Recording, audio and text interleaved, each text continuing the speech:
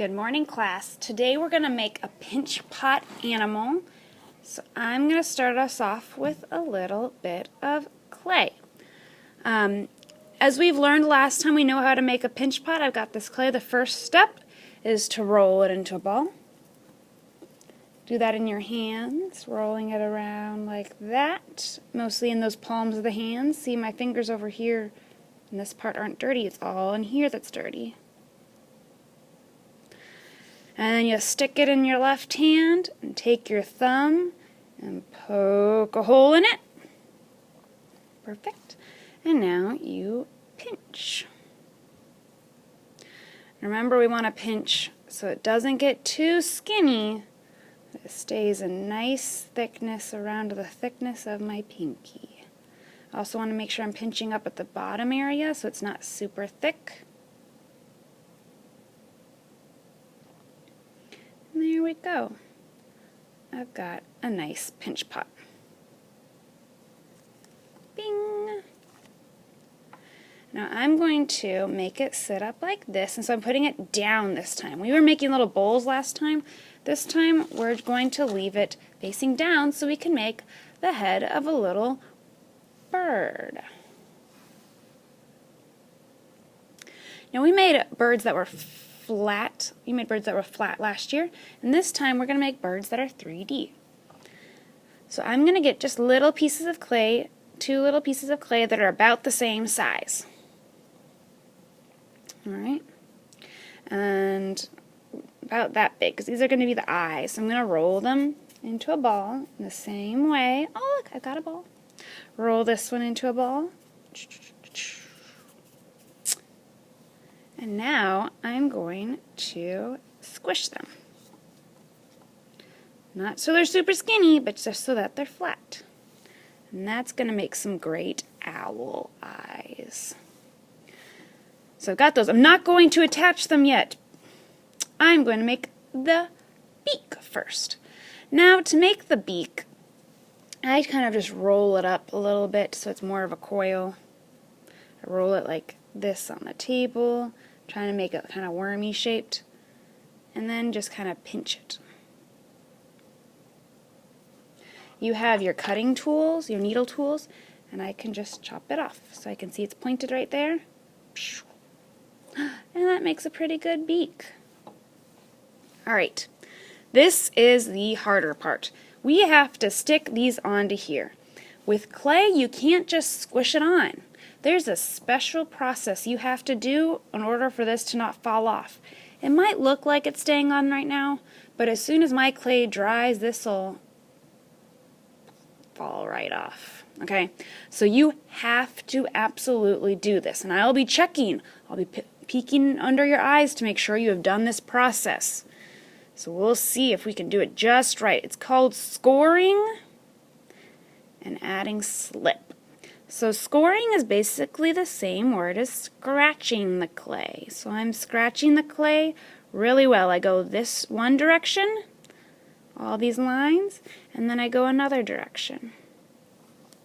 Now, sometimes when I see kids doing some scratching, they do it like, here's another example piece. They're like this.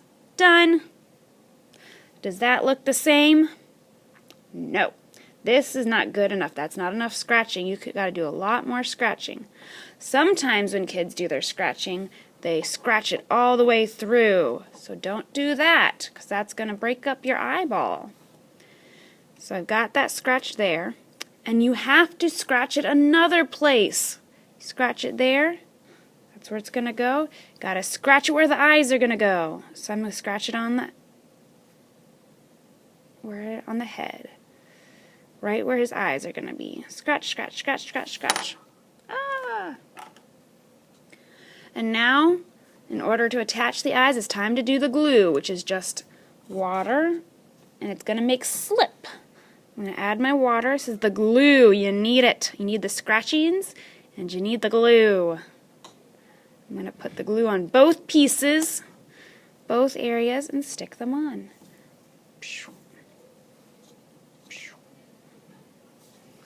I'm going to put my hand on the inside and press it just a little bit. I'm not pressing hard at all.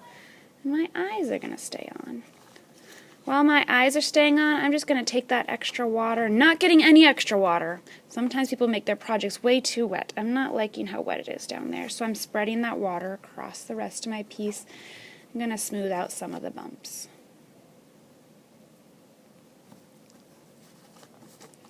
There we go. Cute. The next thing is going to add this beak. This is a very small piece, so this can be very hard. You gotta still scratch it though, wherever it's gonna be glued on. Just like if this is a piece of paper, you have to glue it on. You just can't stick it on there. And then scratch right in between those two eyes. Scratch it up. And can I just put it on here? Nope, I've got to add some glue. Just the tiniest bit of water. And it should, ooh, very small. Stick it on. And just let it be. Bing! And there you go. You got your little bird. Now, I like to add other details on my birds, like the inside of the eyes. So I'm going to press the back of my needle tool so you can see the eyes. I'm going to maybe draw on a wing.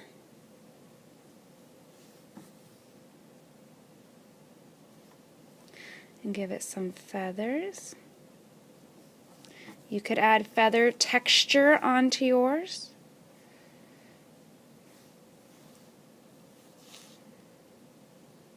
Feather texture just looks like some U's.